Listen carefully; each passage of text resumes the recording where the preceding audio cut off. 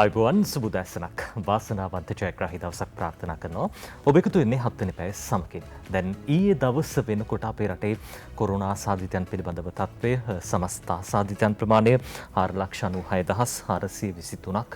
ඒ වගේම අවාසනාවකට ඊයේ දවසෙත් අපිට වාර්තා වෙනවා පෙරේදා දිනේදී සිද්ධ වෙච්ච ඊයේ දවසේ තහවුරු කළ මරණ 132ක් යනුව අපේ රටේ සමස්ත කොරෝනා ආසාදිත මරණ ප්‍රමාණය 11,699ක් දක්වා ඉහළ ගෙහින් තියෙනවා. කොරෝනාව භයානකයි අපි දන්නවා ආරක්ෂා වෙන්න ඕනි පරිස්සම් වෙන්න ඕනි. කොරෝනා හඳුනා ගැනීමේ පරීක්ෂණ පිළිබඳව පහුගිය කාලයේ පුරාවටම සමාජයේ විවිධ කතාබහ නිර්මාණය වුණා, කතාබහ ඇති වුණා. මුල් කාලීනව අපි දැක්කා කොරෝනා පරීක්ෂණ පිළිබඳව ජනතාවටත් එච්චර දැනුවත්කමක් තිබෙන්නේ නැහැ. ඊට පස්සේ රැපිඩ් ඇන්ටිජන් පරීක්ෂණ මේ සියලු දේවල් එක්ක කොරෝනාවත් වර්ධනය වෙලා, ඒ තාක්ෂණයත් වර්ධනය වෙලා දැන් ලෝකේ ඉස්සරහට ගමන් කරමින් ඉන්නේ. තාක්ෂණය පාවිච්චි කළා හරි කොරෝනාවට විසඳුම් හොයන්න යන අතරදී අපේ රටෙත් බොහෝ පිරිසක් ඔය විසඳුම් හොයන්න කර දුන්න, උර දුන්න, දායකත්වයේ ලබා දුන්නා. දැන් කොරෝනාවෙන් ආරක්ෂා වෙන්න අපි දැක්කා පේරාදෙණිය විශ්වවිද්‍යාලය නවීන තාක්ෂණයෙන් යුතු මූ ආවරණයක් නිෂ්පාදනය කරනවා. අපේ රටේ නම ජාත්‍යන්තරයට ගෙන යන පේරාදෙණිය විශ්වවිද්‍යාලයේ ඒ පිරිස කටයුතු කළා. දැන් ඔවුන් අපේ රටේ නම ජාත්‍යන්තරයට ගෙන යන මේ වැඩපිළිවෙලේ තවත් එක් අදියරකට පැමිණලා තියෙනවා. ඒ තමයි කොරෝනා ආසාදිතයන් සොයා ගැනීමේ පරීක්ෂණ කට්ටල නිෂ්පාදනය තුළින්. අද දවසේදී අපි කතා කරන්න සූදානම් මේ පරීක්ෂණ කට්ටලය පිළිබඳ. ඒ වගේම විශ්වවිද්‍යාලයක් ගත්තහම බොහෝ වෙලාවට වාණිජ නිෂ්පාදන සිද්ධ කරනවා අපි දකිනවා අඩුයි. හැබැයි පේරාදෙණිය විශ්වවිද්‍යාලයේ ඒ වැඩේටත් දැන් අත ගහලා තියෙනවා. අපි මැදිරියට ආරාධනා කළා ඒ පිළිබඳව කතා බහ කරන්න අද දවසේදී ආචාර්ය රුචික ප්‍රනාන්දු මහත්මයාට. එතුමන් ජ්‍යෙෂ්ඨ කතිකාචාර්යතුමන් පේරාදෙණිය විශ්වවිද්‍යාලයේ නියෝජනය කරන්නේ. සුබදැසනක් ඔබතුමන්ට. සුබදැසනක්. ඒ වගේම අපිත් එක්ක එකතු වෙනවා පේරාදෙණිය විශ්වවිද්‍යාලයේ නවෝත්පාදන ව්‍යාපාර සහ සම්බන්ධ කිරීමේ කාර්යාලයේ අධ්‍යක්ෂතුමන් මහාචාර්ය දර්ශන යාපා මහත්මයාත්. සුබදැසනක් ඔබතුමන්ට. ඔබ දෙපළත් එක්ක අපි මේ ගත වෙන හෝරාවක කාලය තුළ බොහෝ දේ කතා කරන්න සූදානම්. පේරාදෙණිය විශ්වවිද්‍යාලයේ මේ නිෂ්පාදන මේ සියල්ල පිළිබඳව කතා කරන්න සූදානම්. ආරම්භයක් විදිහට ආචාර්ය රුචික ප්‍රනාන්දු මහත්මයාගෙන් අහන්න කැමතියි මේ දැන් ප්‍රේක්ෂකයෝ රටේ ජනතාව දකින මේ සූඩ විවිධ නිර්මාණයන් තියෙනවා. මේ බොහෝ දේවල් අපි අර දැකලා තියෙනවා වීඩියෝ පට ඔස්සේ විවිධ පරීක්ෂණ සිද්ධ කරන විද්‍යාගාරවල ඒ පරීක්ෂණ සිද්ධ කරන කට්ටල බොහෝමයක් මෙතන තියෙනවා. අපි මේ කොරෝනා ආසාදිතයන් හඳුනා ගැනීමේ පරීක්ෂණ සිද්ධ කරන මේ අලුත්ම කට්ටලේ ඔබතුමන්ලගේ නිෂ්පාදනයක්. මේක දැන් ඉදිරියේදී වෙළඳපළට එන්නට නියමිතයි. අර වාණිජකරණයට හසු වෙච්ච ලෝකේ අපි දකින විවිධ නිෂ්පාදන තියෙනවා. මේ නිෂ්පාදනය සිද්ධ කරන්න මොකද්ද මූලික අරමුණුනේ? මොකද්ද සංකල්පය? මොකද්ද මේකෙන් කෙරෙන වැඩේ? අපි ඇත්තටම 2020 අර සංචරණ නිරෝධායන ඇඳිරි නීතිය දාපු සමයේ අපි හැමෝම ගෙවල් වලට වෙලා මේක කවදාවත් අපිට පුරුද්දක් තිබුණ නැති විදිය තත්ත්වයක්. ඒක ගැන අපිත් කල්පනා කරා. එතකොට අපිට තේරුණා මේක මේ වෙලාවේ අපි විශ්වවිද්‍යාලයක් විදියට සහ මේ ශාස්ත්‍රයේ ඉන්න පළපුරුද්දක් ඇති පුද්ගලයන් විදියට අපි කොහොමද රටට මේකට දායක වෙන්න ඕනි කියලා අපි කල්පනා කරා. එතකොට ඒ කාලේ අපි මාධ්‍ය ඔස්සේ දැක්කා PCR පරීක්ෂණ කරන්න අපි වගේ රටවල් වලට බොහොම අපහසුකම් තියෙනවා. ඒ කියන්නේ දැන් PCR යන්ත්‍රයක් රුපියල් මිලියන 6-7ක් වෙනවා. ඊට පස්සේ එක PCR පරීක්ෂණයක් කරන්න ඉස්සර රුපියල් 6,000ක විතර වියදමක් ගියා. නමුත් දැන් නම් ඒක ටිකක් පල්ලෙහාට ඇවිල්ලා තියෙනවා. ඉතින් ඒත් අපිට ලොකු විශාල ප්‍රමාණයක් අද වෙනකොටත් ඒක කරගන්න අමාරුයි. මිල වැඩිකම සහ කාලය ගත වෙනවා. ඊට අමතරව අපිට පහසුකම් ගොඩක් අවශ්‍ය වෙනවා, විද්‍යාගාර පහසුකම්. එතකොට ඒකට විසඳුමක් විදිහට අපි කල්පනා කරා අපි කොයි වගේ දෙයක්ද කරන්න පුළුවන් කියලා. එහෙම කල්පනා කරනකොට අපි මේ ඒ කියන්නේ අතීතයේ වෙච්ච පරීක්ෂණ අනම්මනම් ඒ වගේ දේවල් අධ්‍යයනය කරාට පස්සේ අපිට තේරුණා මේ RT lamp කියන ඒ කියන්නේ reverse transcription loop mediated isothermal amplification කියන ක්‍රමවේදය අපිට වේගවත්ව අඩු පිරිවැයකින් කරන්න පුළුවන් පරීක්ෂණයක් නිර්මාණය කරන්න පුළුවන් වෙයි කියන බලාපොරොත්තු අපිට ඇති වුණා. ඊට පස්සේ අපි ඒක ඔස්සේ ගිහිලා මූලික පරීක්ෂණ කටයුතු කරලා අපිට තේරුණා ඒක හොඳින් ඉදිරියට යනවා කියලා. ඊට පස්සේ අපි සායනික මට්ටමේ අත්හදා බැලීම් වලට ගියාට පස්සේ අපිට තේරුණා ඒක දැන් ඊළඟ අවධියට මේක යොමු කරන්න ඕන. මොකද ඇත්තටම මෙඩිකල් ඩිවයිස් එකක් කියන එකක්. ඒ කියන්නේ වෛද්‍ය උපකරණයක් අපිට අපේ කැමැත්ත පරිදි නිර්මාණය කරලා වෙළඳපොළට නිකුත් කිරීමේ හැකියාවක් නැහැ. ඒකට අදාළ ජාතික ඖෂධ නියාමන අධිකාරිය සහ අදාළ ආයතන වලින් අවසර ගන්න ඕන. ඒක නියම පරිදි වැඩ කරනවා කියලා ඔප්පු කරලා. එතකොට අපි සායනික පරීක්ෂණ කරලා අපි ඒකෙදි තහවුරු කරගත්තා මේක හොඳින් වැඩ කරනවා කියලා. අපිට ඇත්තටම මූලික පරීක්ෂණ වලින් පෙනී ගියා මේක 95%කට වඩා වැඩි සංවේදීතාවයක් තියෙනවා කියලා. ඒ කියන්නේ අපි ගත්තොත් එහෙම රෝගීන් 100 දෙනෙක් PCR පරීක්ෂණය තමයි අපේ දැනට තියෙන ගෝල්ඩ් ස්ටෑන්ඩඩ් එක කියන ඒ කියන්නේ හොඳම පරීක්ෂණයේ විදිහට සලකන්නේ. ඒකෙන් අඳුනාගත්ත රෝගීන් 100 දෙනෙක් අරගෙන මේ පරීක්ෂණයෙන් කරොත් අපිට නිවැරදිව 95 දෙනෙකුට වැඩි ප්‍රමාණයක් හඳුනා ගන්න පුළුවන්. ඒ කියන්නේ මග හැරෙන ප්‍රමාණය අඩුයි. එතකොට ඒක අපි අද තියෙන වෙනත් පරීක්ෂණ කට්ටල හා සංසන්දනය කරොත් අපි හිතමු රැපිඩ් ඇන්ටිජන් ටෙස්ටිං වගේ ඒවා ගත්තොත් ඒකේ ওই සංවේදීතාවය කියන නම්බරේ තියෙන්නේ 12% සිට 71 දක්වා. ඒ කියන්නේ 12%ක් කිව්වොත් අපිට 88 දෙනෙක් මගහැරී යනවා. විශාල ආසාදිතයන් සංඛ්‍යාවක්. මොකද 71 වුණොත් අපිට 29 දෙනෙක් විතර මගහැරී යනවා. දැනට අපි බහුලව පිළිගන්නේ 50%ක 60ක අතර සංවේදීතාවයක් තියෙනවා කියලා. එහෙම සැලකුවත් අපිට විශාල ආසාදිතයන් පිරිසක් මගහැරී යනවා. ඒකෙන් වෙන බලපෑම අතිමහත් වෙන්න පුළුවන්. ඉතින් අපේ පරීක්ෂණ කට්ටලිය ඔස්සේ අපිට පුළුවන් වෙලා තියෙනවා ලාභදායකව සහ පහසුවෙන් කෙටි කාලයක් තුල ඉතා ඉහළ නිවැරදිතාවයකින් යුතුව මේ ආසාදිතයන් හඳුනා ගන්න. ඒක තමයි මේ පරීක්ෂණ කට්ටලේ විශේෂත්වය. රුචික මහත්මයා මේ දැන් බොහෝ දෙනෙක් අර මුල් කාලීනව තිබ්බ ගැටලුවක් තමයි මේ PCR පරීක්ෂණයක් කළ ප්‍රතිඵල ඉන්න ටික කාලයක් යනවා. දැන් ඔය ප්‍රතිඵල ප්‍රමාණයත් ගොඩ ගැහුණුත් එහෙම සමහරලාට තව බොහෝ දින ගාණක් යන්න පුළුවන්. ඊට පස්සේ ඇන්ටිජන් පරීක්ෂණ ආවා. ටිකක් වෙලාව අඩු වුණා. දැන් බොහොම කෙටි කාලයකදී ලබා ගන්න පුළුවන්කම තිබ්බ. දැන් ඔබතුමන්ලගේ පරීක්ෂණ කට්ටලයට කොච්චර වෙලාවක් යනවද?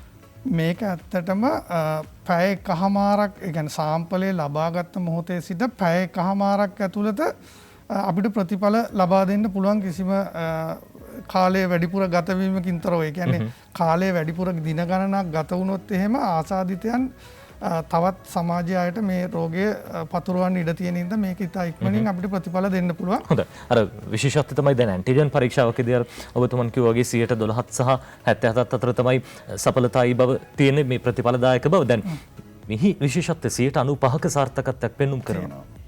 ඔව් මේක ඇත්තටම දැන් මේ අපි පරීක්ෂකයන් විදිහට අපිට පෙනී ගිය කාරණේ තමයි ඕක. ඊට පස්සේ අපි මේක ඊළඟ පියවරේදී ජාතික ඖෂධ නියාමන අධිකාරියට දැනුම් දුන්නා මේක අපිට දැන් රෙජිස්ට්‍රේෂන් එක බලාපොරොත්තුෙන් ඉන්නවා කියලා. එතකොට ඒගොල්ලෝ තාක්ෂණික කමිටුවක් කරා මේක අධ්‍යයනයකට භාජනය කරා. කරේ කොළඹ IDH රෝහලේ සහ රාගම ශික්ෂණ රෝහලේ. එහෙදී ඒගොල්ලෝ දීලා තියෙන වාර්තාවේ ඒගොල්ලෝ කියලා තියෙනවා මේකේ සංවේදීතාවය සෙන්සිටිවිටි එක 96ක් කියලා. ස්පෙસિෆිසිටි එක කියන්නේ ඒ කියන්නේ නිරෝගී පුද්ගලයෙක් වැරදි ආකාරයෙන් රෝගී කියලා නම් කරන නොවන එක ඒක 100%ක්. ඒ කියන්නේ නිරෝගී පුද්ගලයෙක් මේ කට්ටලෙන් රෝගී කියලා වැරදි විදිහට හඳුනාගන්නේ නැහැ කියලා තියෙනවා. 96ක සංවේදීතාවයක් තියෙනවා කියලා දෙනවා. මම හිතනවා ඒක අපි දැන් ගත්තාම ලෝකයේ තියෙන මේ වගේ කට්ටල ගත්තාම ඉතාලම හොඳ තත්වයක අපි මේක තියෙනවා කියන එක. හොඳ ආචාර්ය රුචික ප්‍රනාන්දු මහත්මයා මේ දැන් අපි මේ දකින කට්ටලය ඔබතුමන්ලගේ නිර්මාණය විශේෂයෙන්ම දැන් මේ කට්ටලය ගැන කතා කළාම මේ දැන් පේරාදෙණිය විශ්වවිද්‍යාලය අපි දැක්ක මීට පෙරත් අර රෙස්පිරෝන් AV මේ නැනෝ AV මුවාවරණය නිෂ්පාදනය කරලා තියෙනවා. අපි දැන් මේ දකින කට්ටලය ගැන කතා කළොත් එහෙම දැන් මේක වෙළඳපොලේ තියෙනවද? නුදුරු දිනකදී වෙළඳපොලෙන් ලබා ගන්න පුළුවන්ද? මොකක්ද තියෙන තත්ත්වය? මේකේ තාක්ෂණික කොහොමද ඕනම කෙනෙක්ට පාවිච්චි කරන්න පුළුවන්ද? නැත්නම් විශේෂයෙන්ම වෛද්‍ය සෞඛ්‍ය අංශවල අය වෙනුවෙන්ද මේ දේ නිෂ්පාදනය කරලා තියෙන්නේ කොහොමද? අපිට දැනට රටේ තියෙන නීති රාමු පද්ධතිය අනුව අවශ්‍ය කෙනෙකුට ගිහිල්ලා අවශ්‍ය විදියට ඒ ටෙස්ට් කරගන්න බෑ. ඒක මම හිතන්නේ ඒක බලධාරීන්ගේ තීරණයක්. එතකොට දැනට අපි මේකේ තියෙන්නේ දැන් මේක නිෂ්පාදනය කරන්න අපි ආයෝජකයෙක් අපිට හම්බෙලා තියෙනවා. ඒ ආයෝජකයා මෙඩිවෙස්ටා රෙමඩීස් ප්‍රයිවට් ලිමිටඩ් කියලා හෝමාගම දේශීය ආයෝජකයෙක් මිලියන 300ක විතර ප්‍රොජෙක්ට් එකක් ඒගොල්ලෝ පටන් අරගෙන දැන් කර්මාන්ත ශාලාව අන්තිම අවධියේ තියෙන්නේ. එතකොට දැන් අපිට මේ වෛද්‍ය මේ උපකරණ හදනකොට ඒකට good manufacturing practice කියන සහතිකය ගන්න ඕන. ඒක දෙන්නේ ජාතික ඖෂධ නියාමන අධිකාරිය. ඒගොල්ලෝ අපි ඒක අන්තිම මොහොතේ දැන් ඒක කරමින් ඉන්නේ. අපිට ඉක්මනට ඒ අනුමැතිය ලබා ගත්තාම මේක වෙළඳපොළට බොහොම නුදුරු අනාගතයේ ලබා දෙන්න පුළුවන්. හොඳයි අපිට මොහොතක් දෙන්න අපි වෙලා බලලා ඉමු. ක්‍රන්චි සහ චොක්ලට් රස දෙකින් වෙන මන්ටි කැරොල්ස්. හද බැඳෙන රස මතක. සාමාන්‍ය වර්ධනයට සහ සුවපත් දිවියකට නැන්ග්‍රෝ HMO ඔබේ දරුවාගේ දිවි මඟ පෝෂණය කරයි. හොඳ ආචාර්ය රුචික ප්‍රනාන්දු මහත්මයාත් එක්ක අපි කතා කරමින් හිටි දැන් ඔබතුමන් කිව්වා වගේම නුදුරු දිනකදීම දැන් වෙළඳපොළට හඳුන්වා දෙන්න නියමිතයි. හඳුන්වා දුන්නට පස්සේ මේක බොහෝ වෙලාවට දැන් අපි දකින PCR පරීක්ෂණ ඇන්ටිජන් පරීක්ෂණ සිදු කරන ආකාරයෙන් අපිට පාවිච්චි කරන්න පුළුවන්ද කොහොමද? ඔව් ඇත්තටම දැන් අපි බලාපොරොත්තු වෙනවා මේක හරහා මේ මොබයිල් ලැබ්ස් කියන සංකල්පය ඉදිරිපත් කරන්න. ඒ කියන්නේ ඒක අපිට සෞඛ්‍ය අමාත්‍යාංශයත් එක්ක එකතු වෙලා කරන්න වෙන්නේ. අපි ඒක මේ පහුගිය සතියේක ඇමතිතුමාත් එක්කත් සාකච්ඡාවක් පැවැත්තුවා. ඒක සාර්ථකව මම හිතනවා රජයෙන් අපිට අවශ්‍ය අනුබලය ලබා දෙයි කියලා. එතකොට අපිට මොබයිල් ලැබ්ස් හදාගන්න පුළුවන් වුණොත් ඉතා නිවර්දිතාවෙන් ඉහළ පරීක්ෂාවක් ශේස්ත්‍රයට ගිහිල්ලා කරන්න පුළුවන් කමක් ලැබෙනවා. ඒක ඉතාම වැදගත්. අපි දැන් රටේ ආර්ථිකය මේ කොරෝනා හින්දා දැන් අපිට කඩා වැටලා තියෙන්නේ. එතකොට කර්මාන්ත ශාලා හරියාකාරයට වැඩ කරගන්න බැරි වෙලා තියෙනවා. රෝගීන් ආසාදිතයන් හම්බෙන හින්දා පාසල් අරගන්න තාම අමාරු වෙලා තියෙනවා. විශ්වවිද්‍යාල අරගන්න බැරි වෙලා තියෙනවා. එතකොට දැන් මේ රට ආයේ යථා තත්ත්වයට පත් කරන්න නම් අපි මේ ටෙස්ටිං වැඩිපුර අවේලබල් කරලා ඒවා කරලා අවශ්‍ය ආසාදිතයන් ඉක්මනින් හඳුනාගෙන ඒගොල්ලන්ව වෙන් කරලා අනිත් අයට පැතිරියාම අවම කරගන්න ඕනේ. එතකොට මට හිතෙනවා ඒකෙදි අපිට ආසාදිතයන් මගහැරියාමත් ලොකු ප්‍රශ්නයක්.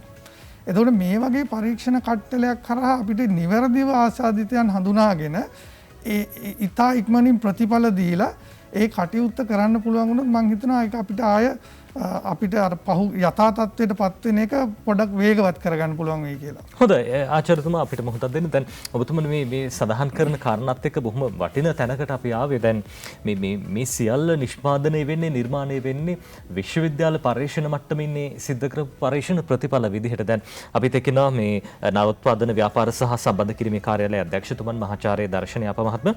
දර්ශන මහත්මයා දැන් අපි දැක්කේ පහුගිය කාලයේ පුරාවට මේ විදේශ රටවල විශ්වවිද්‍යාල බොහෝ පරීක්ෂණ සිද්ධ කරනවා ඉන්න අනතුරුව මේවා අර මේ කමර්ෂියලයිස් වෙනවා නැත්නම් වාණිජකරණයට ලක් වෙලා වෙළඳපොළට එනවා නිර්මාණයන් විදිහට. ඖෂධ ගත්තත් අපි ওই පත්තර වලින් සංග්‍රහ වලින් අන්තර්ජාලයෙන් දැක්කහමත් අපි දකින්නේ හාවර්ඩ් විශ්වවිද්‍යාලයේ පරීක්ෂණයක ප්‍රතිඵලයක් නැත්නම් සෝබෝන් විශ්වවිද්‍යාලයේ ප්‍රතිඵලයක මේ පරීක්ෂණයේ මේ සිද්ධ කරපු පරීක්ෂණයක ප්‍රතිඵල විදිහට තමයි මේ බේත නිර්මාණය වුණේ මේ උපකරණ නිර්මාණය වුණේ කියලා. හැබැයි අපේ රටේ තත්ත්වය වෙනස් වෙලා තිබ්බේ. අපේ රටේ එහෙම තත්ත්වයක් තිබ්බේ නැහැ. දැන් ඒ තත්ත්වය වෙනස් වෙලා ඔබතුමන්ලා මේකට මූලිකත්වය අරගෙන කටයුතු කරන නවෝත්පාදන ව්‍යාපාර සහ සම්බන්ධ කිරීමේ කාර්යාලය ටිකක් අපි අහලා නැති තැනක්. මොකද්ද මේකෙන් වෙන්නේ? ඔව් නජිත් ඇත්තටම පිසිමක් විදිහට මුලින්ම මම පෙරදින විශ්වවිද්‍යාලය ගැන මූලික හැඳින්වීමක් කරන්නම්. කියන්නේ අපි දැන් 1942 යුනිවර්සිටි ඔෆ් සිලෝන් කියලා පටන් ගත්ත එක දැන් අවුරුදු 79ක් කාලයක් ඉතිහාසයක් අපි ගිහිල්ලා තියෙන අතර ඒ අතරතුර අපි දකිනවා ලෝක විශ්වවිද්‍යාල ශ්‍රේණිගත කිරීම දර්ශකයේ අනුව අපි පෙරදින විශ්වවිද්‍යාලය 400 500 අතර රැන්කින් එකට ඇවිල්ලා තියෙනවා. ඒ වගේම රටේ බොහෝ දෙනෙක් සහ ලෝකයේ බොහෝ දෙනෙක් දැන බොහොම සුන්දර මනස්කාන්ත පරිසරයක් තියෙන මේ විශ්වවිද්‍යාලයක් විදිහට තමයි පෙරදින විශ්වවිද්‍යාලය.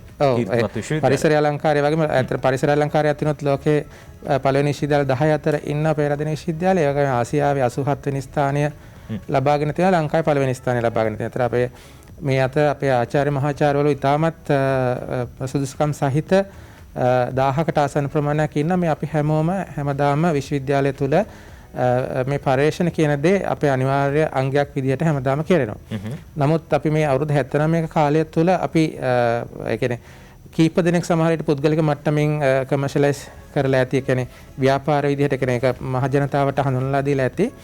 ඒ වගේම නමුත් අපි විශ්වවිද්‍යාලයේ ආයතනික වශයෙන් අපි මෙච්චර කාලයකට ඒ වගේ උත්සාහයක් දරලා තිබ්බේ නැහැ. හැබැයි දැන් පහුගිය අවුරුදු කීපය ඇතුළත අපි මේ උත්සාහය පටන් අරගෙන මේ අවස්ථාව වෙනකොට ඒක පළදරමින් ඉදිරියට තවත් ඒ වගේ නිෂ්පාදන එන්න අපි ප්‍රොසෙස් කරගෙන යනවා.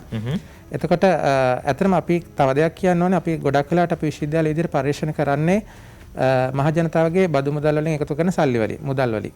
එතකොට ලංකාවේ ප්‍රධාන වශයෙන් National Science Foundation සහ NRC කියන ආයතන දෙකෙන් තමයි ඒ සඳහා අපිට මේ මුදල් ලබා දෙන්නේ. එතකොට අපි ගොඩක් වෙලාවට අපේ පරීක්ෂකයන් විදිහට අපි ඒ පරීක්ෂණ සාර්ථකව කළා. ඒ පරීක්ෂණ ප්‍රතිඵල අපි අන්තර්ජාතික සංග්‍රහවල පළ කරනවා. එතකොට අපිට ලොකු ඒ සඳහා අන්තර්ජාතික වශයෙන් අපේ පරීක්ෂණ ගැන කතා කරනවා. හැබැයි අපි මහජනතාව විදිහට රටේ මහජනතාව විදිහට එකෙන් ලැබෙන ප්‍රතිඵල ඉතාමත් අඩුයි.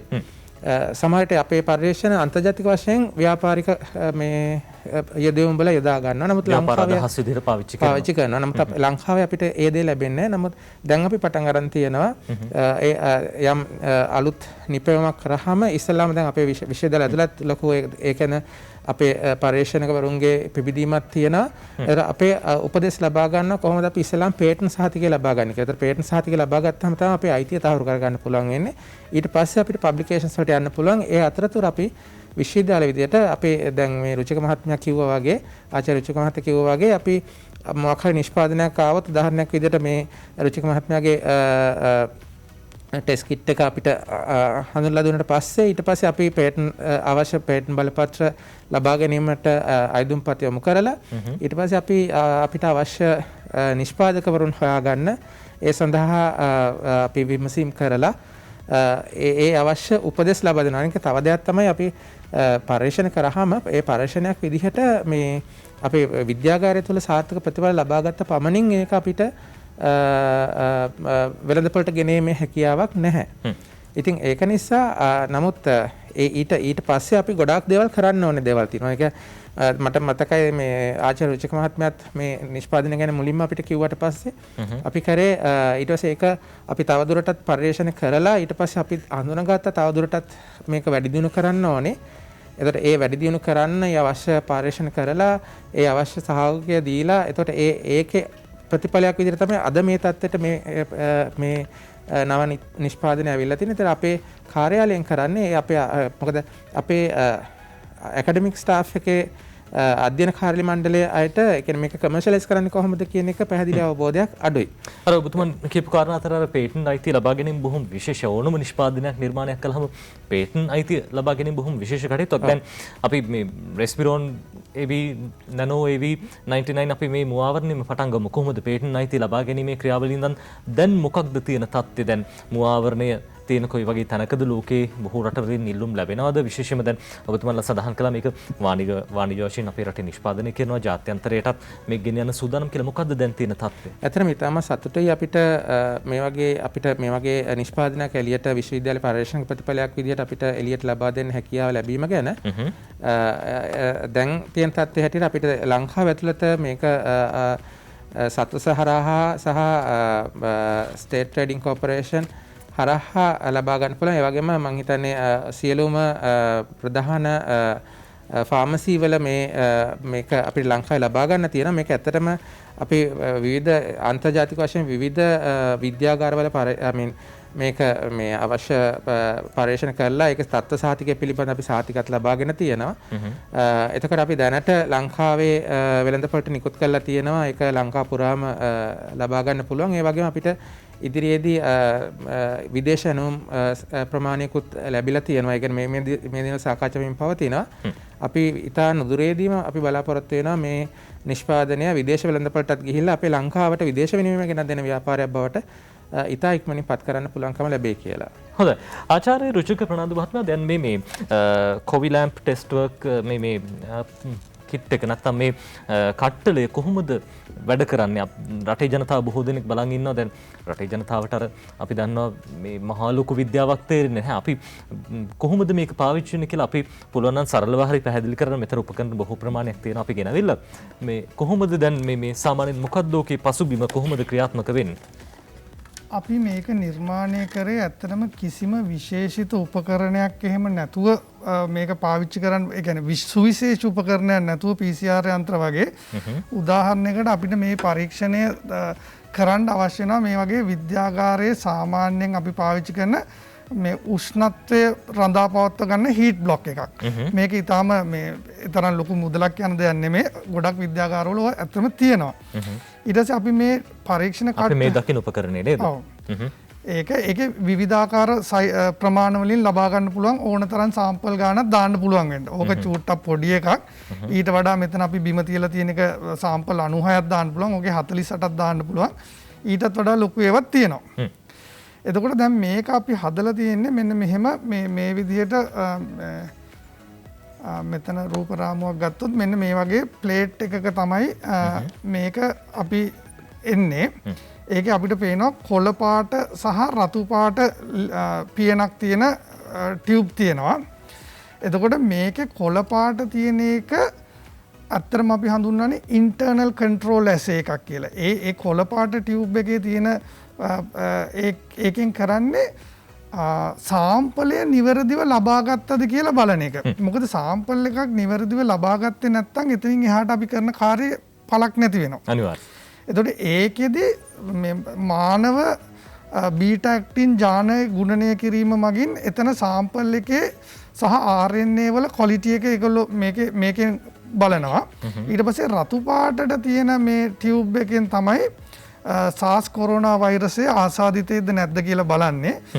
රුචික මහත්තයා කෙටි ප්‍රශ්නයක්. දැන් මේ සාම්පල් ලබා ගන්නකොටත් දැන් අර මේ අපි දන්න PCR පරීක්ෂණ කරනකොට බොහෝ දෙනෙක් දන්න දෙයක් තමයි මේ මුඛයෙන් සහ නාසයෙන් තමයි අතුල් කරලා ඒ සාම්පල් ලබා ගන්න. දැන් මේ පරීක්ෂණ කට්ටලයට අදාළවත් ඒ ආකාරයෙන්ද සාම්පල් ලබා ගන්න නැත්නම් රුධිරයෙන්ද ලබා ගන්නේ කොහොමද? මේක අපි හදලා තියෙන්නේ සම්පූර්ණයෙන්ම PCR එකක් ගන්න පාවිච්චි කරන සාම්පල් එකකින් වැඩ කරන්න පුළුවන් වෙන්න. මොකද එතන අපිට පහසුවක් තියෙනවා. මොකද දැන් ඉන්න ශාස්ත්‍රයේ ඉන්න කටයුතු කරන අය ඒක ගන්න හොඳ පළපුරුද්දක් තියෙනවා. එතකොට අපි ඒකම පාවිච්චි කරා.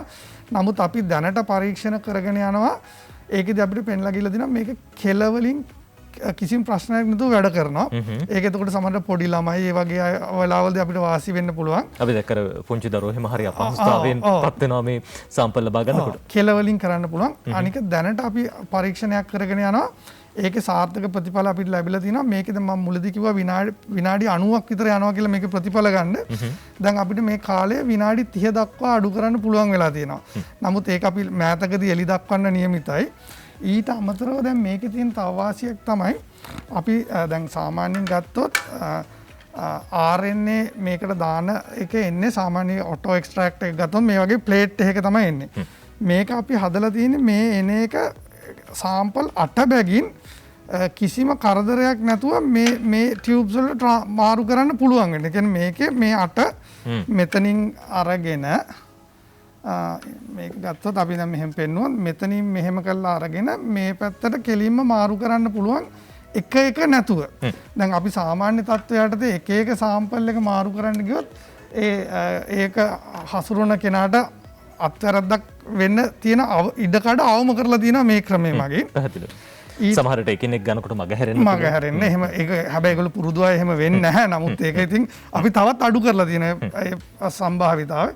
ඊට අමතරව මේකේ අවසාන ප්‍රතිඵලය පියවි ඇසින් තමයි කියවන්නේ. දැන් මෙහෙම කළා මේක මම දැන් සමීප ඡායාරූපයක් හරි නැත්නම් අපේ අර දෙවනි ස්ලයිඩ් එක ගන්න පුළුවන් නම් ප්‍රසන්ටේෂන් එකේ ඒක පැහැදිලි. දැන් මෙතන බලන කෙනෙකුට මම හිතන්නේ පේනවා කියලා රෝස පහට සහ කහ පැහැති කියලා පාට දෙකක ටියුබ්ස් තියෙනවා. එතකොට මේ රෝස පැහැය තියෙන්නේ ඒ කියන්නේ පටන් ගන්නකොට මේ පරීක්ෂණය මේක හීටින් බ්ලොක් එකට දාන්න කලින් අපි අතන පෙන්නනවා අර මේ රූප රාමුවේ දැන් ඒක මුලින් පටන් ගද්දි රෝස පැහැයෙන් තියෙන්නේ. ඒක සාම්පල් එක ඇඩ් කරලා විනාඩි 30ක් රත් කරාට පස්සේ පොසිටිව් නම් කහ පාට වෙනවා. නෙගටිව් නම් එයාගේ රෝස පැහැය එහෙම රඳා පවතිනවා. එතකොට ඕනම කෙනෙකුට ඊටාම් පහසුවෙන් PVSින් මේකේ ප්‍රතිඵලය කියවන්න පුළුවන් නිරීක්ෂණයේ විදිහට. ඒක මේකේ තියෙන වාසියක්. ඊට අමතරව අපි දැනට කරලා තියෙන සොයා බැලීම අනුව අද වෙනකන් මේ ඇවිල්ලා තියෙන සියලුම කොරෝනා වෛරස් ප්‍රභේද මේ පරීක්ෂණයෙන් සාර්ථකව හඳුනා ගන්න පුළුවන්. එතකොට අපිට ඒකත් අපි වාසියක් විදිහට දකිනවා. අපි ඒ හින්දා ඉදිරියේදී මේක විනාඩි 30ට අඩු කරන්න බලාපොරොත්තු ඔය බොහෝ දේවල් වටිනවා දැන් ඔබතුමන්ලා මේ සියල්ල සිදු කරලා තියෙන පරීක්ෂණ සහ සංවර්ධන රිසර්ච් ඇන්ඩ් ඩෙවලොප්මන්ට් කියන මේ කාරණා දෙකම පදනම් කරගනිමින් කොහොමද මේ පරීක්ෂණ සිදු කළේ කොහොමද? අපි ඇත්තටම මූලික නියද විදිහට පාවිච්චි කළේ? ඔව් දැන් අපිට මේ වගේ පරීක්ෂණයක් කරන්න ගියාම අපිට ඕන විදිහට නියදි පාවිච්චි කරන්න බෑ. ඒකට මුලින්ම ethical clearance කියලා මේ අවසරයක් ලබා ගන්න ඕනේ. එතකොට අපි ඒක පේරාදෙණිය විශ්වවිද්‍යාලයේ වෛද්‍ය පීඨය හරහා ethical clearance committee එක හරහා අපි මුලින්ම මෙහෙම පරීක්ෂණයේ මෙන්න මේවා තමයි පරීක්ෂණයේ objectives මෙන්න මෙච්චර සාම්පල් ගානක් පාවිච්චි කරනවා කියලා මේක ඒගොල්ලන්ට අදාළ විස්තර ලබා දීලා අනුමැතියක් ලබා ගත්තා. ඒ අනුමැතිය ලබා ගත්තට පස්සේ අපි මහනුවර ශික්ෂණ රෝහලේ සහ අනුරාධපුර ශික්ෂණ රෝහලේ අපේ කණ්ඩායමේ වෛද්‍යවරු දෙන්නෙක් වැඩ කරනවා.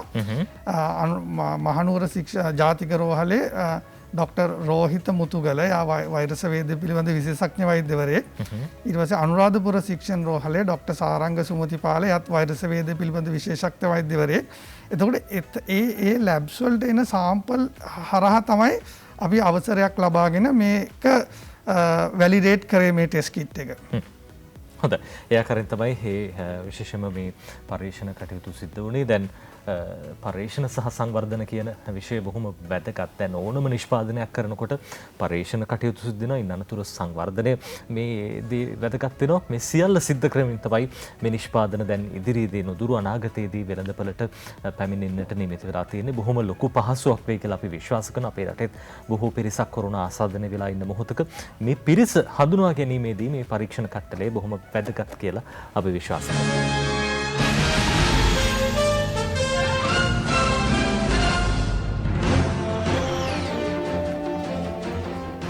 ඔබට එකතු වෙන 7 වෙනි පැය සමගින් අද 7 වෙනි පැය නියෝජනය පේරාදෙණිය විශ්වවිද්‍යාලයේ ජ්‍යෙෂ්ඨ කතිකාචාර්යතුමන් ආචාර්ය රුචික ප්‍රනාන්දු මහත්මයා ඒ වගේම පේරාදෙණිය විශ්වවිද්‍යාලයේ අධ්‍යක්ෂ නවෝත්පාදන ව්‍යාපාර හා සම්බන්ධ කිරීමේ කාර්යාලයේ මහාචාර්ය දර්ශනය අපා මහත්මයා. දැන් ඔබ දෙපළ මෙතන ඉන්න හින්දාම අහන්න හිතුණා දැන් රටේ බොහෝ දෙනෙක් කියන කාරණාව තමයි විදේශ සංචිත ප්‍රමාණය අඩුයි. රටේ ආර්ථිකය ටිකක් දැන් මේ වෙනකොට හැකිලිලා තියෙන්නේ. ආර්ථිකය ප්‍රසාරණය කරන්න ඕනේ, ආදායම් ලැබෙන්න ඕනේ, අපේ නිෂ්පාදන පිටරට යන්න ඕනේ කියලා දැන් විශ්වවිද්‍යාලයක් විදිහට ඔබතුමන්ලා හැකි උපරිමාකාරයෙන් කටයුතු කරනවා කියලා අපිට පේනවා මේ නිෂ්පාදන හරහා. කොහොමද දැන් මේ නිෂ්පාදන හරහා අපේ රටේ ආර්ථිකයට මොන වගේ දායකත්වයක්ද ලැබෙන්නේ? ඔව් නජීත් මං මේකේ කොහොමද දායකත්වය ලැබෙන්නේ කියන්නේ ඉස්සෙල්ලා මම පොඩි උදාහරණයක් අරන් පෙන්නන්නම්. මට මේකේ සමීප රූපයක් ලබා ගන්න පුළුවන්කම තියනද? හොඳයි අපි කතා කරමු. මේකේ අපි පෙන්නන්නේ මේ තියෙන්නේ ඇමරිකා එක්සත් ජනපදයේ 1996 ඉඳන් 2017 වෙනකන් කොහොමද මේ නව නිපැයුම් තුලින් කියන්නේ විශ්වවිද්‍යාල මගින් ලබාගත් නව නිපැයුම් වලින් ආර්ථිකයට වෙච්ච දායකත්වය මොකක්ද කියන එක. එතකොට මේ දත්තන අපිට පේනවා මේ අවුරුදු කීපය තුළ ඇමරිකා එක්සත් ජනපදයේ කර්මාන්ත වලින් එන අවුට්පුට් එක ඇමරිකානු ඩොලර් ට්‍රිලියන් 1.7ක්. ඒ වගේම මේකෙන් ඒගොල්ලන්ගේ දලදේශ නිෂ්පාදනයට වෙන දායකත්වය ඇමරිකානු ඩොලර් බිලියන් 865ක්. ඒ වගේම මේ නව නිපැයුම් තුලින් මේ කාලය තුල ඒගොල්ලෝ රැකියා වෙළඳපොළ ලබාගෙන තියෙනවා අලුත් රැකියා අවස්ථා මිලියන 5.9ක්. ඉතින් අපිට ඒ වගේ මේක පේනවා කියන්නේ කර්මාන්ත ශාලා 15000ක් ආරම්භ කරලා තියෙනවා. ඒ වගේම අපිට කියන්න පුළුවන් එතකොට ඒ වගේ අපිට මොකද දැන් සමහරවිට අහන්න පුළුවන් අපි ඇමරිකාව උදාහරණයක් ගත්තේ කියලා.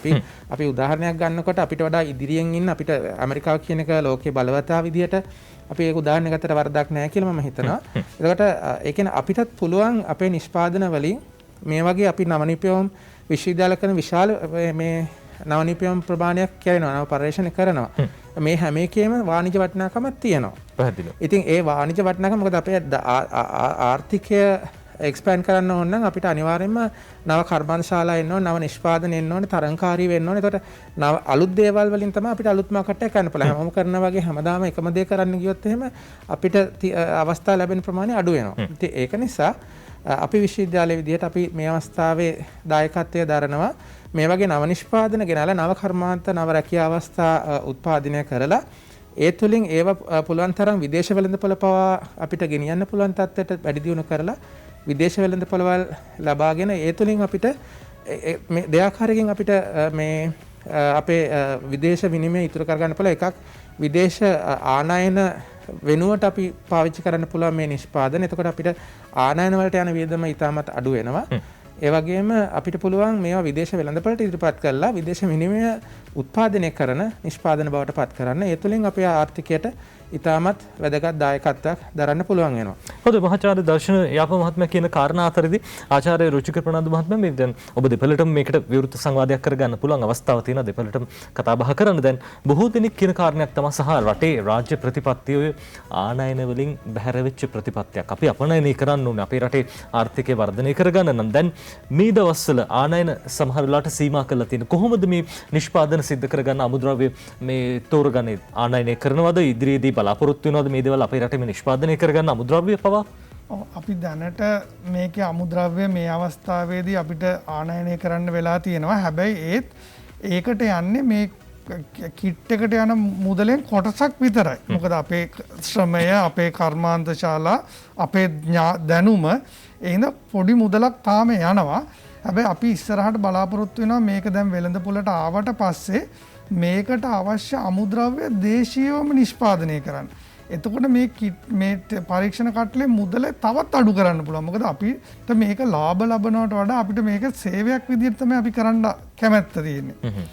එතකොට ඒ හින්දා අපිට තව මේක මිල පල්ලෙහාට ගෙනල්ලා අපිට අවශ්‍ය ඕනෑම පුද්ගලයෙකුට ඉතා පහසු මිලකට මේ ටෙස්ට් එකක් කරගන්න පුළුවන්. ඔබතුමලා දැනට මිලක් නියම කරලා තියෙනවද කොහොමද? අපිට දැනට බලාගෙන යනකොට අපිට පේනවා මේකට සාමාන්‍ය සම්පූර්ණ පරීක්ෂණයක් කරගන්න රුපියල් 1500ක් අවට මුදලක් දැනට යනවා. ඒක බොහොම විශේෂ තත්ත්වයක්. දැන් අපි දන්නවා ඇන්ටිජන් පරීක්ෂණ වල සීමා කරපු මිලක් තියෙනවා සහ PCR පරීක්ෂණ වල සීමා කරපු මිලක් තියෙන ඊට වඩා සෑහෙන අඩු මුදලක්. ඔව් ඒක අපේ බලාපොරොත්තුවක්. අපි මේක තවත් බලාපොරොත්තු වෙනවා ආනයනය කරන්න නැතුව දේශීයවම මේක අමුද්‍රව්‍ය හදාගන්න තත්ත්වයට ආවොත් මේක රුපියල් 500කට දක්වා අඩු කිරීමේ හැකියාවක් තියෙනවා. ඒක තමයි මේ චෝදනා කරන බොහෝ පිරිසකට ඔබතුමාලා උත්තරේ ලබා දීලා තියෙනවා. දැන් අපි දැක්ක පහුගිය කාලය පුරාවටම විවිධ චෝදනා එල්ලනවා. PCR කට්ටල, ඇන්ටිජන් කට්ටල ගෙන්නනකොට මේ විශාල මුදලක් පෙන්නනවා. හැබැයි මේවා බොහොම සුළු මුදල් වලට තමයි මේ තියෙන වෙළඳපොලේ කියලා. හැබැයි දැන් ඔබතුමාලගේ නිෂ්පාදනය හරහා රටේ ජනතාවගේ මුදලුත් ඉතිරි වෙනවා. ඔව් ඒක තමයි අපේ බලාපොරොත්තුව. අනික දැන් අපිට පේනවා දැන් අමුද්‍රව්‍ය හැදීම තුලින් මේ කිට් එකට විතරක් නෙමෙයි ඒ මොලිකියුලර් බයොලොජි කරන අවශ්‍ය විශ්වවිද්‍යාල පරීක්ෂණාගාර සියල්ලටම අවශ්‍ය අමුද්‍රව්‍ය නිෂ්පාදනය කිරීමේ සම්පූර්ණ ක්‍රියාවලියක් පටන් ගන්න පුළුවන්. අනික අපි අද පොඩියට හරි පටන් ගත්තේ නැත්නම් අපි තව අවුරුදු 10කිනොත් මේ තත්ත්වෙමයි ඉන්නේ.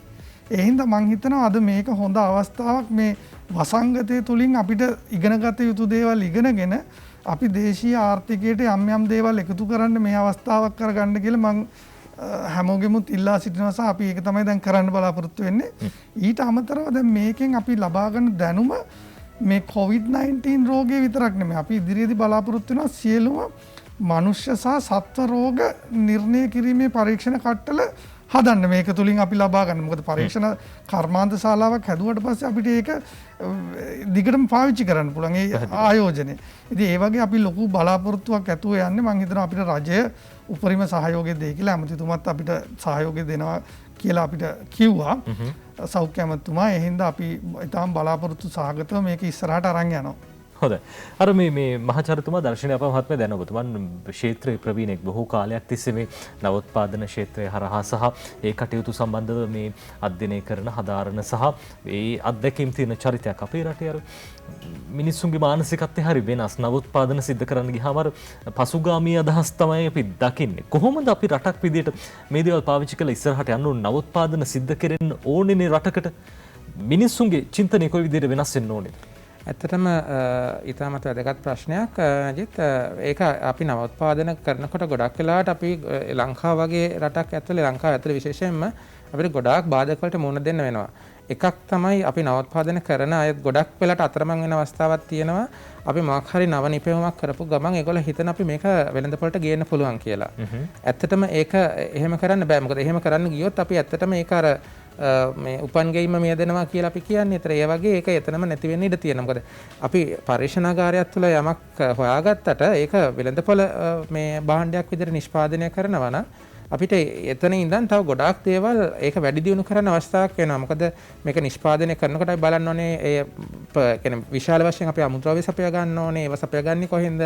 කොයි තැන් වලින්ද ගෙන්න ගන්න ඕනේ. ඊට පස්සේ ඒවා අවශ්‍ය නියමිත ප්‍රමිතින් වලට යන්නේ කොහොමද? නිෂ්පාදන කාර්යයේදී කොහොමද මේ ඒ නිෂ්පාදනය පහසු කරවන්න ක්‍රමවේද වලටද මේක අපි ඩෙවලොප් කරලා තියෙන. ඒ වගේ ගොඩාක් දේවල් අපිට බලන්න වෙනවා. අතට ඒක අපි හරියටම ඒක කරේ නැත්නම් ඒ වගේ දෙයක් අපිට වෙළඳපොළට ගේන්න බැරි වෙනවා. ඉතින් ඒ වගේම අපිට ඒ නවෝත්පාදන කරන අය අපි දිරිමත් කරන්න අවශ්‍යයි මේ අවස්ථාවේදී. මොකද අපි වෘත්තිකයන් විදිහට වගේම රටේ පුරවැසියන් විදිහට සමහර විට අපි දකිනවා මේ දවස්වලත් කියනවා කියන ලංකාවේ දේවල් පාවිච්චි කරන එක බොහොම බාල දෙයක් වගේ හැඟීමක් වෙන විදිහට කතා කරන අවස්ථාවල් තියෙනවා. අර මානසිකත්වය එහෙමයි හදලා තියෙන්නේ. මානසිකත්වය හදනවා. ඔව්. ඒ වගේ අර ඒ වගේ කරන්න හොඳ නෑ. මොකද අපි කවදාවත් අපි දැන් ගත්තොත් අද තියෙන මෝටර රථයක් අතිනවීන මෝටර රථයක් ගත්තොත් ඒ මෝටර රථය අද ඒ අතිනවීනතාවයට ආවේ එකපාරම නෙමෙයි. අවුරුදු සෑහෙන ගානක ඉතිහාසය තුළ වර්ධනය වෙලා ටිකෙන් ටික තමයි ආවේ. ඉතින් අපිත් ඒ වැඩේට අත ගැහුවේ නැත්තම්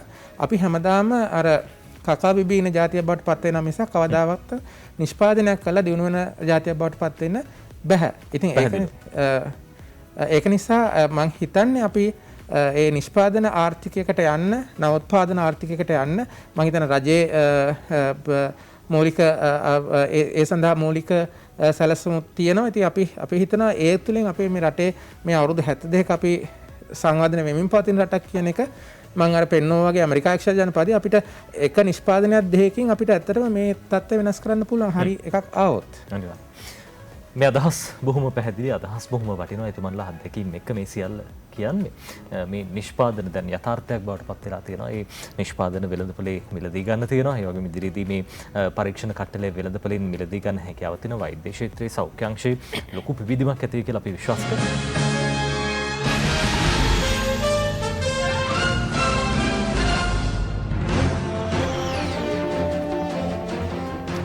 ඔබ නැවතත් එකතු වෙන 7 වෙනි පැය සමගින් පේරාදෙණිය විශ්වවිද්‍යාලයේ ආචාර්ය රුචික ප්‍රනාන්දු මහත්මයා වගේ මහාචාර්ය දර්ශනයාප මහත්මයා මේ දෙපළ අද 7 වෙනි පැයට සහභාගී වෙන අපි අවසාන වශයෙන් මහාචාර්ය දර්ශනයාප මහත්මයා මේ බොහෝ පිරිසක් ඇති දැන් නවෝත්පාදන සහ නවෝත්පාදන ව්‍යාපාර සහ සම්බන්ධ කිරීමේ කාර්යාලය මේ අලුත් වැඩකට අත ගහලා තියෙනවා. ඔබතුමන්ගේ පිටිපස්සෙත් බොහෝ පිරිසක් ඇති මේ වෙලාව මතක් කරනවා නම්. ඔව් ඇත්තටම අපි ස්තුතිවන්ත වෙන්න ඕනේ. මොකද පේරාදෙණිය විශ්වවිද්‍යාලය කියන්නේ ලංකාවේ නම්බර 1 විශ්වවිද්‍යාලය. ඒ වගේම අපි හැමතිස්සෙම සැලකිලිමත් වෙනවා හොඳ දෙයක් ජනතාවට ලබා දෙන්න අපේ නව නිපැයුම් තුලින්. එතකොට අපිට ඒකෙදී ඉතාමත් ධෛර්යමත් වුණා අපේ විශ්වවිද්‍යාලයේ වර්තමාන උපකුලපතිතුමා මහාචාර්ය MD ළමාවංශ මහත්මයා, ඒ වගේම හිටපු උපකුලපතිතුමා මහාචාර්ය උපුල්බී දිසානායක මහත්මයා. ඒගොල්ලන්ගේ නායකත්වය ඉතාමත් විශාල ලෙස තියෙනවා මේක ඉදිරියටම කරගෙන යන්න. ඒක ඉතාමත් ශක්තියක් වුණා අපිට. ඒ වගේම මේවා වෙළඳපොළට අඳුන්වා දීමේදී විශේෂයෙන්ම මේ අපේ මාස්ක් එක වෙළඳපොළට හඳුන්වා දීමේදී ආචාර්ය වෙළඳ අමාත්‍ය ආචාර්ය බන්දුල ගුණවර්ධන මහත්මයාගේ විශාල දායකත්වයක් අපිට ලබා දුන්නා. ඒ හරහා අපිට STC හා සතසහරා මේක වෙළඳපොළට හඳුන්වා දීමට හැකියාව ලැබුණා. ඒ වගේම අතරම වර්තමානයේ මේ කොවිඩ් ටෙස්ට් කිට් එක වෙළඳපොළට ගෙනීමට සහ ඒ සඳහා සෞඛ්‍ය අමාත්‍යාංශයේ ආධාර ලබා ගැනීමට අපිට වර්තමාන සෞඛ්‍ය අමාත්‍යතුමා ආචාර්ය කෙහෙලිය රඹුක්වැල්ල මහත්මයාගෙන් විශාල දායකත්වයක් ලැබෙනවා. ඒතර ඒගොල්ලන්ට අපි බොහොමත් ස්තුතිවන්ත වෙනවා. ඒ වගේම විශේෂයෙන් කියන්න ඕනේ අපේ මේ කාර්යාලය පිහිටවන්න සහ මේ වෙළඳපොළට ගෙනීමේ ක්‍රියාදාමය වේගවත් කරන්න අපිට ඉතාමත් පිටුවහලක් ලැබුණා. ලෝක බැංකුව ආධාරය යටතේ අපිට හෙඩ් කියලා අපිට ආධාර ව්‍යාපෘතියක් තියෙනවා. ඒ හරහා අපිට විශාල ආධාරයක් ලැබුණා. ඒ හෙඩ් කාර්යාලයේ සියලුම නිලධාරි මහත්මීන්ටත් ලෝක බැංකුව ඒ සම්බන්ධීකරණ කටයුතු කරන සියලු දෙනාටමත් අපි ස්තුතිවන්ත වෙනවා. ඒ වගේම අපි සියලු දෙනාටම විශ්වවිද්‍යාලයේ සහ අපේ රටේ සියලු දෙනාටම ස්තුතිවන්ත වෙනවා අපේ නිෂ්පාදන උසස් ප්‍රමිතියෙන් යුතු ඒවා බාර ගන්නවට සමාජයක් වශයෙන්. හොඳයි ආචාර්ය රුචික ප්‍රනාන්දු මහත්මයා මේ බොහොම කෙටි උත්තරයක් ඕනේ. දැන් මේ නිෂ්පාදන වලින් විතරක් නවතීද ඉස්සරහට යයිද මේ පරීක්ෂණ? අපි මේක දිගටම කරගෙන යනවා ගිහිල්ලා මේක වෙන වෙන රෝග සඳහා රෝග නිර්ණය කරන්න අපි දැන් COVID-19 කියන එක මේ වෙලාවේ ලෝකේ හැමෝටම තියෙන ලොකුම ප්‍රශ්නේ.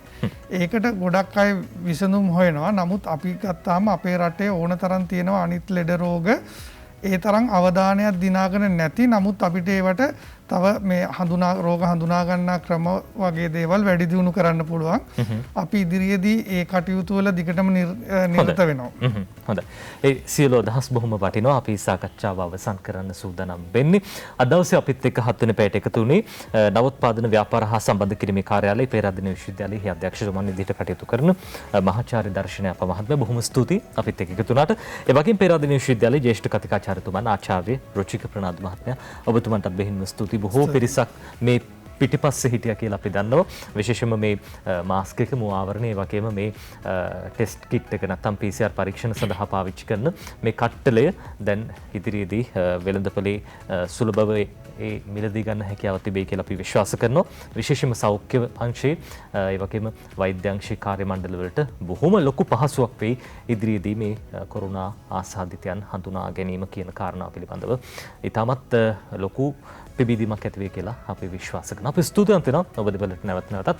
අපි සාකච්ඡාව අවසන් කරන්න සූදානම් වෙන්නේ 7 වෙනි පැය මේ විදිහට යලිත් ඔබ මුණ ගැහෙන්නේ හෙට උදේ 7ට. ඔබට සුබ දවසක්.